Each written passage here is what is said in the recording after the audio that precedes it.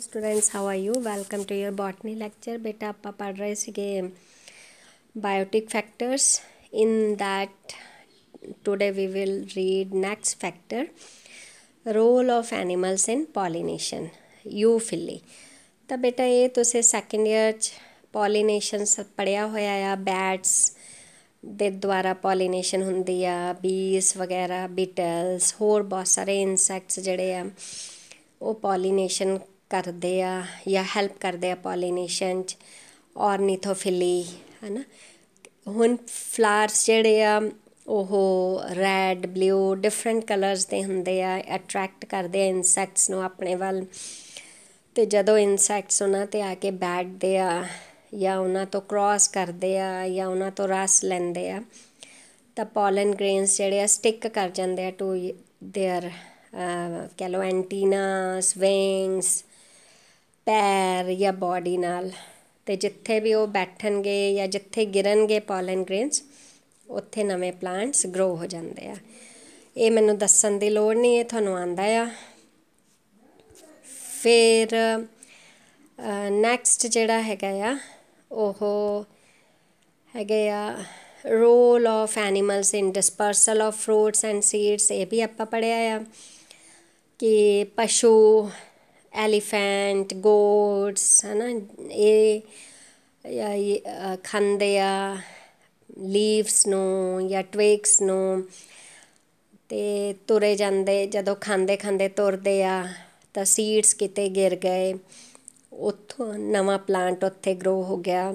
Population ਐਂ ਹੀ ਵੱਧਦੀ ਆ ਪਲਾਂਟਸ ਦੀ। ਅਤੇ ਜਾਂ ਫਿਰ ਜਿਵੇਂ ਅਸੀਂ ਹੁਣੇ ਹੀ ਥੋੜ੍ਹੀ ਦੇਰ ਪਹਿਲਾਂ ਪੜ੍ਹਿਆ ਸੀਗਾ ਕਿ ਕੁਛ ਪਲਾਂਟਸ ਦੇ ਸੀਡਸ ਵਗੈਰਾ ਜਦੋਂ ਐਨੀਮਲਸ ਦੀ ਗੱਟ 'ਚ ਜਾ ਕੇ ਡਾਈਜੈਸਟ ਹੋ ਕੇ ਡੰਗ ਦੇ ਥਰੂ ਬਾਹਰ ਨਿਕਲਦੇ ਆ ਤਾਂ ਹੀ ਉਹ ਗਰੋ ਕਰਦੇ ਆ। ਤਾਂ ਇਹ ਹੋ ਗਿਆ ਡਿਸਪਰਸਲ ਆਫ ਫਰੂਟਸ, ਸੀਡਸ 'ਚ ਕਿਵੇਂ ਹੈਲਪ ਕਰਦੇ ਆ। ਅਤੇ ਹੁਣ ਜਿਹੜੇ ਹਿਊਮਨ ਟਰੈਵਲਰਸ ਆ ਉਹ ਵੀ ਕਈ, ਜਿੱਦਾਂ ਹੁਣ ਆਪਾਂ ਔਰਨਾਮੈਂਟਲ, ਇਕਨੋਮਿਕਲੀ ਇੰਪੋਰਟੈਂਟ ਪਲਾਂਟਸ ਜਾਂ ਉਹਨਾਂ ਦੇ ਸੀਡਸ ਇੱਕ ਕੰਟਰੀ ਤੋਂ ਦੂਸਰੇ ਕੰਟਰੀ 'ਚ ਲੈ ਕੇ ਜਾਂਦੇ ਹਾਂ ਤਾਂ ਇਹ ਵੀ ਡਿਸਪਰਸਲ ਆਫ ਸੀਡ ਹੋ ਗਿਆ ਹੈ ਨਾ। ਅੱਜ ਕੱਲ੍ਹ ਆਪਾਂ ਕਿੰਨੀਆਂ ਵੈਰਾਈਟੀਜ਼ ਇੱਥੋਂ ਲਿਜਾ ਕੇ ਲੋਕਾਂ ਨੇ ਇਟਲੀ ਦੇ ਵਿੱਚ ਵੀ ਸਾਗ ਲਗਾਇਆ ਹੋਇਆ, ਅਮੈਰੀਕਾ ਦੇ ਵਿੱਚ ਵੀ। ਤਾਂ ਇਹ ਸਾਰੇ ਹੈਗੇ ਆ examples. Seeds of some unwanted weeds are carried to long distance from one country to another with the transportation of grains। ਦਾਣੇ ਜਦੋਂ ਆਪਾਂ ਕੋਈ ਵੀ ਸਮਾਨ ਜਦੋਂ ਇੰਪੋਰਟ ਐਕਸਪੋਰਟ ਕਰਦੇ ਹਾਂ ਖਾਣ ਪੀਣ ਦਾ, ਤਾਂ ਹੋ ਸਕਦਾ ਉਹਦੇ ਨਾਲ ਵੀ ਸੀਡਸ ਪਹੁੰਚ ਜਾਣ। ਫਿਰ ਜਿਹੜਾ ਇੰਪੋਰਟੈਂਟ ਟੋਪਿਕ ਹੈਗਾ ਇਨਸੈਕਟਸ ਐਂਡ ਕਾਰਨੀਵੋਰਸ ਪਲਾਂਟਸ। ਕਈ ਗ੍ਰੀਨ ਪਲਾਂਟਸ ਜਿਹੜੇ ਆ ਉਹ ਨਾਈਟ੍ਰੋਜਨ ਸੋਇਲ ਤੋਂ ਲੈਂਦੇ ਆ, ਪਰ ਕਿਉਂਕਿ ਰੂਟ ਸਿਸਟਮ ਉਹਨਾਂ ਦਾ ਸੋਇਲ ਤੋਂ ਐਬਜ਼ੋਰਬ ਕਰ ਲੈਂਦਾ ਆ। ਕੁਛ ਜਿਹੜੇ ਆ ਉਹ ਨਾਈਟ੍ਰੋਜਨ ਲੈਂਦੇ ਆ ਫਰੋਮ ਕੈਪਚਰਡ ਐਨੀਮਲ ਪ੍ਰੇ। ਜਿੱਦਾਂ ਕਈ ਪਲਾਂਟਸ ਦੀ ਸ਼ੇਪ ਬੈਗ ਲਾਈਕ ਆ, ਮੰਨ ਲਓ ਇਹਦੇ ਵਿੱਚ ਕੋਈ ਇਨਸੈਕਟ ਆਇਆ, ਉਹ ਇਨਸੈਕਟ ਮਰ ਗਿਆ ਜਾਂ ਇਹਨਾਂ ਨੇ ਫੜ ਲਿਆ ਤਾਂ ਹੌਲੀ ਹੌਲੀ ਇਹਨਾਂ ਨੇ ਉਹਨੂੰ ਡਾਈਜੈਸਟ ਕਰ ਲੈਣਾ ਆ ਅਤੇ ਬਦਲੇ 'ਚ ਇਹ ਫਲਾਵਰਸ ਨੂੰ, ਪਲਾਂਟਸ ਨੂੰ ਜਿਹੜੀ ਆ ਨਾਈਟ੍ਰੋਜਨ ਮਿਲ ਜਾਣੀ ਆ। ਤਾਂ ਇਹਨਾਂ ਇਨਸੈਕਟਸ ਨੂੰ ਟਰੈਪ ਕਰਕੇ ਇਹ ਨਾਈਟ੍ਰੋਜਨ ਦੀ ਪੂਰੀ ਕਰਦੇ ਆ ਜਾਂ ਨਾਈਟ੍ਰੋਜਨ ਲੈਂਦੇ ਆ। ਇੱਦਾਂ ਦੇ ਪਲਾਂਟਸ ਨੂੰ ਆਪਾਂ ਕਹਿੰਦੇ ਆ ਕਾਰਨੀਵੋਰਸ ਜਾਂ ਫਿਰ ਇਨਸੈਕਟੀਵੋਰਸ ਪਲਾਂਟਸ। ਹੁਣ ਇਹ 'ਚ ਸਭ ਤੋਂ ਪਹਿਲਾਂ ਹੈਗਾ ਨਿਪੈਂਥਿਸ। ਤਾਂ ਬੇਟਾ ਆਪਾਂ ਇੱਥੇ ਮੋਰਫੋਲੋਜੀ ਆਫ ਪਲਾਂਟਸ ਹੀ ਤੁਸੀਂ ਯਾਦ ਰੱਖਣੀ ਆ, ਇਸ ਕਰਕੇ ਇਹ ਕ੍ਰੈਮਿੰਗ ਵਾਲਾ ਟੋਪਿਕ ਆ।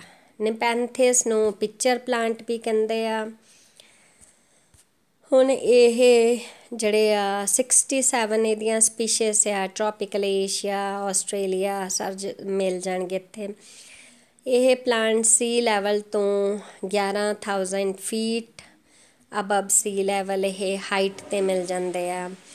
Favour nutrient deficient soil with high acidity. India ਦੇ ਵਿੱਚ ਇਹਦੀ ਇੱਕ ਸਪੀਸ਼ੀਜ਼ ਆ ਖਾਸਿਆਨਾ ਨਿਪੈਂਥਿਸ, ਜਿਹੜੀ ਅਸਮ 'ਚ ਮਿਲਦੀ ਆ।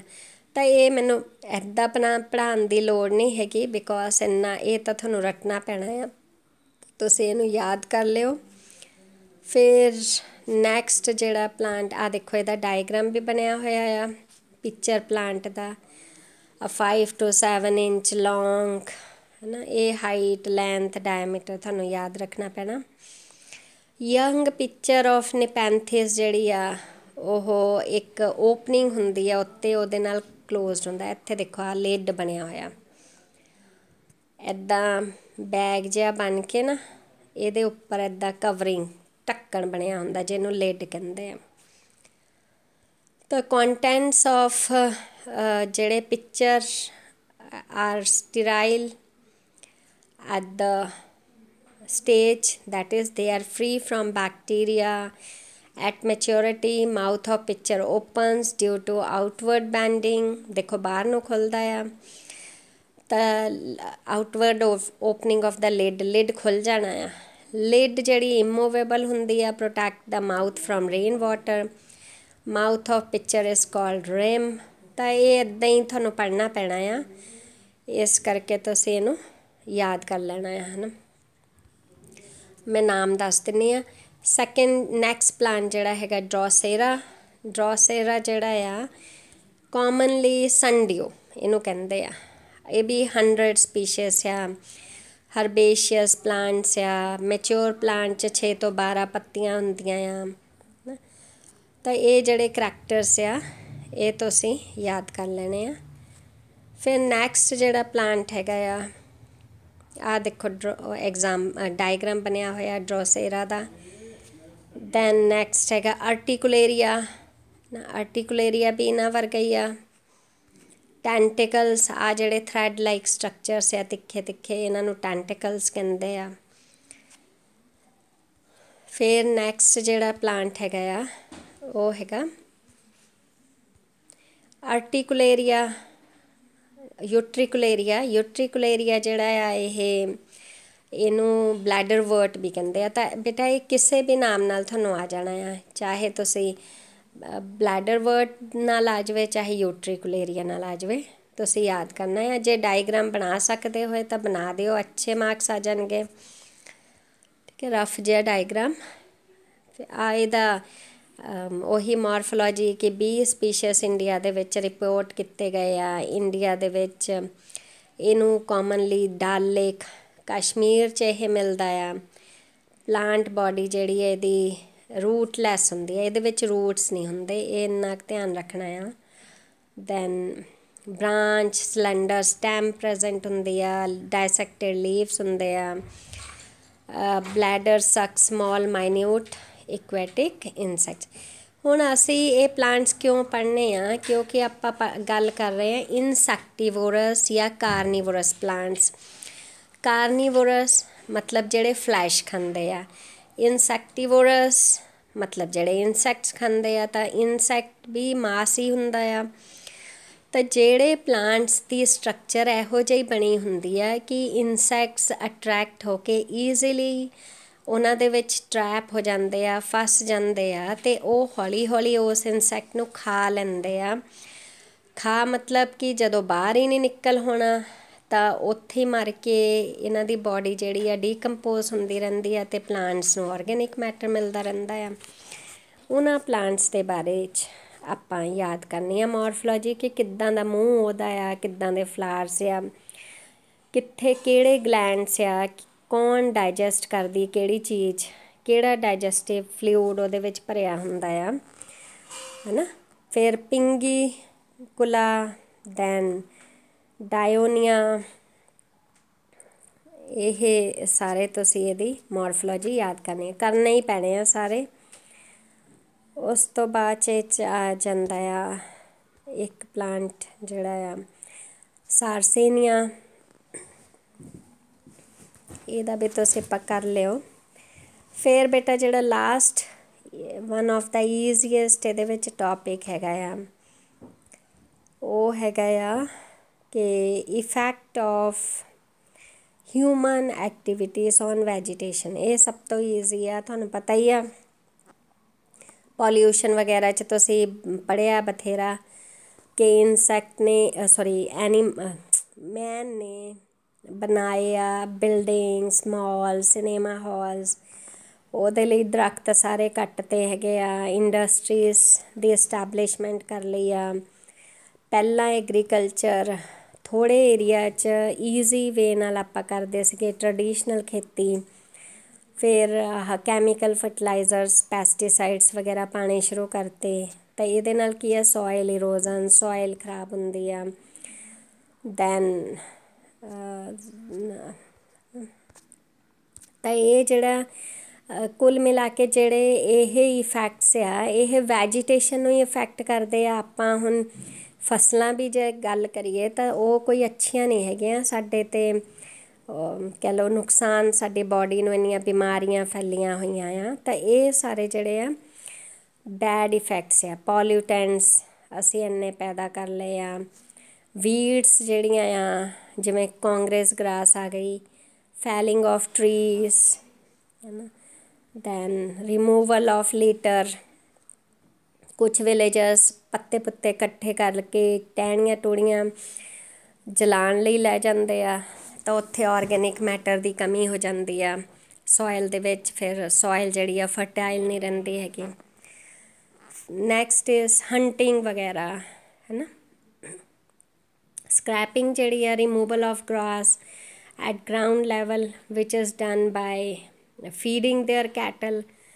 ਪਸ਼ੂ ਛੱਡ ਦਿੰਦੇ ਆ, ਉੱਪਰਲਾ ਘਾਹ ਖਾ ਲੈਂਦੇ ਆ, ਤਾਂ ਟੋਪ ਲੇਅਰ ਸੋਇਲ ਦੀ ਜਿਹੜੀ ਆ ਉਹ ਐਕਸਪੋਜ਼ ਹੋ ਜਾਂਦੀ ਆ ਰੇਨ ਔਰ ਵਿੰਡ ਨਾਲ, ਈਜ਼ੀਲੀ ਬਲੋ ਕਰ ਜਾਂਦੀ ਆ, ਤਾਂ ਸੋਇਲ ਇਰੋਜ਼ਨ ਹੋ ਜਾਂਦਾ ਆ। ਫਿਰ ਬੈਨੀਫਿਸ਼ੀਅਲ ਐਕਟੀਵਿਟੀਜ਼ ਵੀ ਹੈਗੀਆਂ ਆ।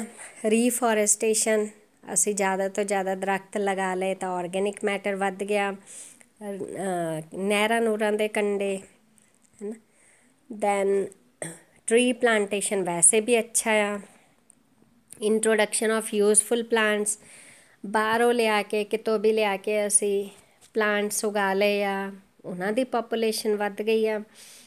ਜਿਵੇਂ ਹੁਣ ਬੋਟੈਨੀਕਲ ਗਾਰਡਨ ਗਿੰਕਗੋ ਬਾਇਲੋਬਾ ਲੱਗਿਆ, ਜਿਹੜਾ ਇਕੱਲਾ ਲਿਵਿੰਗ ਜਿਮਨੋਸਪਰਮ ਆ, ਤਾਂ ਨਹੀਂ ਤਾਂ ਇਹ ਵੀ ਮਰ ਜਾਣਾ ਸੀ ਜੇ ਨਾ ਲਗਾਇਆ ਹੁੰਦਾ ਆਪਾਂ।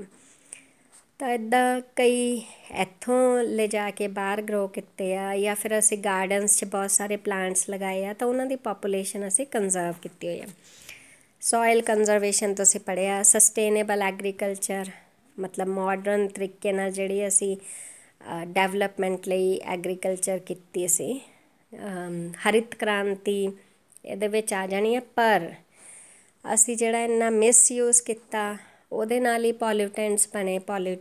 ਅੱਜ ਕੱਲ੍ਹ ਜਿਹੜਾ ਆ ਇਨਵਾਇਰਮੈਂਟ ਅਸੀਂ ਡੈਮੇਜ ਕੀਤਾ ਆ ਵਿਦ ਆਹੀ ਪੈਸਟੀਸਾਈਡਸ, ਕੈਮੀਕਲ ਫਰਟੀਲਾਈਜ਼ਰਸ।